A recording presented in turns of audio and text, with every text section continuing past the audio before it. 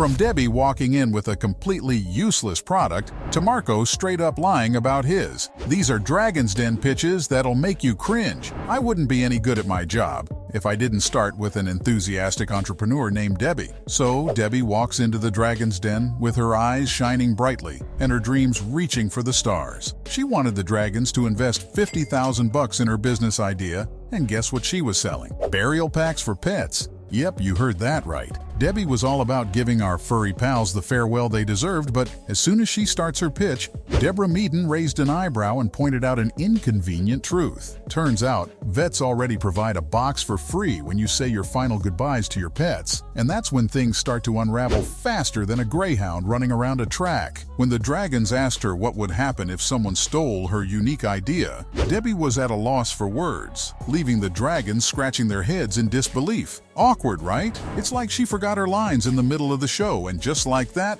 the final nail was hammered into the coffin of Debbie's pitch. She clearly didn't prepare for the Dragon's questions, and that, along with an unrealistic business model, proved to be her undoing. And if you thought that was embarrassing, you probably aren't ready for the room and boardroom pitch. This guy named Tom Rumble had a unique housing solution in mind for office workers, and boldly walked into the Dragon's Den with an ask of $75,000 for roughly 75% of his business. Now that might sound like a tempting deal, right? But hold on a second, because things took a turn when the Dragons heard his pitch and they forgot all about the deal. That's how bad it was. Tom's idea was all about bringing his housing concept into the office environment, and his pitch was simple. People who work have a rough routine. They wake up in the morning, rush to work from their rented apartments, and have to deal with travel and whatnot. He claimed that instead of renting a separate apartment or room, workers could actually live right there in the office space. They could eat, sleep, and shower there, but only during their off-work hours, of course. Tom called his venture Room and Boardroom, and as you can imagine, his idea raised a few eyebrows among the Dragons.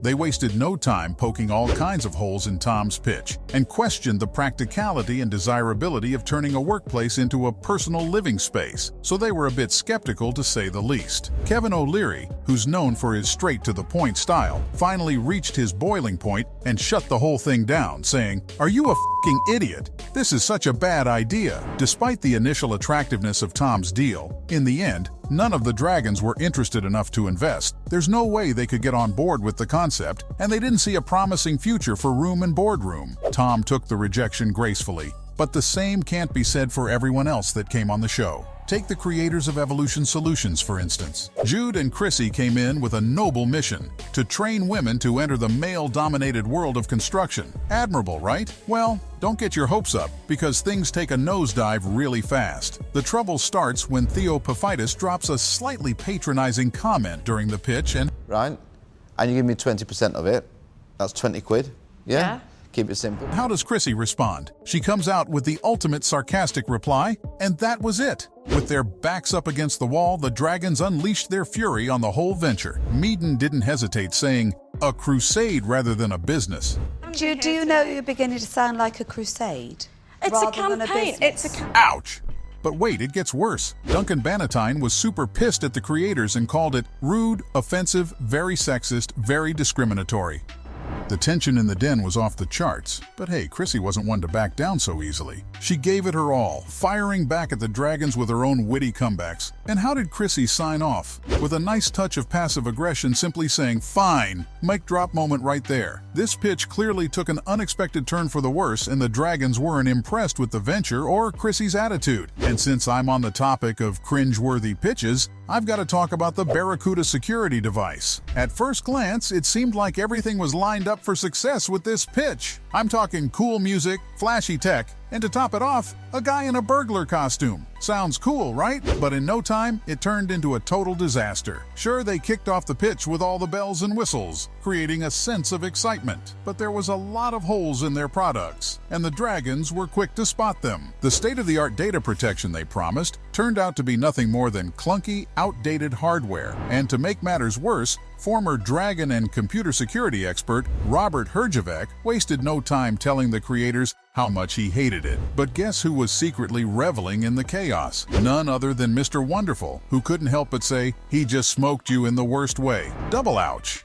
It's never a good sign when a pitch goes south like this, and the whole thing can be summed up in 2 words: epic fail. What seemed like a promising concept crumbled under the dragon's scrutiny, and while many of these pitches made the dragons mad, some ended up leaving the dragons laughing until their stomachs hurt because of how bad they were. I mean, do you remember Easy X Chair? So, here's the deal. This guy named Peter strolled into the den with a super weird proposition. He was seeking 75 grand for his grand invention, a living room chair that magically transforms into a gym. I mean, you can't even make this stuff up, and you can probably imagine the dragons' faces when they heard this. The idea seemed downright absurd and unnecessary. To make matters worse, Peter couldn't even demonstrate how he planned to make money from the business, and that was obviously a major red flag. As you can imagine, the dragons couldn't contain their laughter, and it was one of those moments when they were in stitches. In the end, Peter couldn't convince the dragons that his product had any potential to sell, so his pitch was quickly rejected. It's a tough blow for any fledgling entrepreneur, but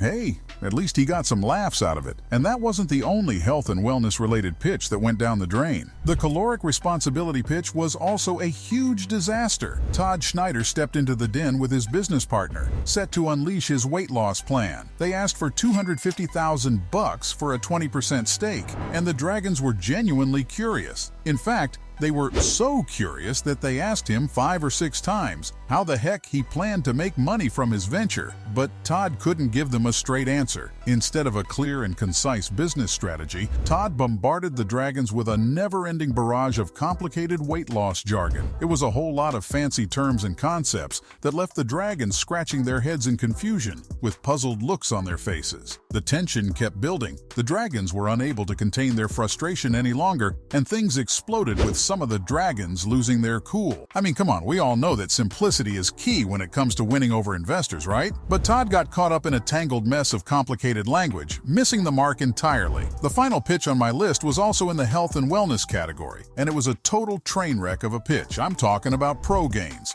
This guy named Marco was the founder of a pre-prepared meal delivery business, and he delivered one of the worst pitches in the history of the show. I'm not kidding. He kicked off his pitch by proudly saying that his brand is trademarked, which sounded impressive at first, but here comes the twist. Deborah, being the savvy dragon she is, dug deeper and uncovered the truth. Turns out Marco only applied for a patent, and it still needed to be confirmed. And acceptance of a trademark application for publication. Busted. Guys, if you're ever seeking investments and trying to win people over, the last thing you want to do is lie or try to mislead your audience. And unfortunately, that's exactly what Marco did. As you can imagine, the dragons weren't impressed. Marco's attempt to pull the wool over their eyes backfired big time, and he had no choice but to leave the den empty-handed. So from Debbie walking in with a completely useless product to Marco straight up lying about his, those were Dragon's Den pitches that'll make you cringe.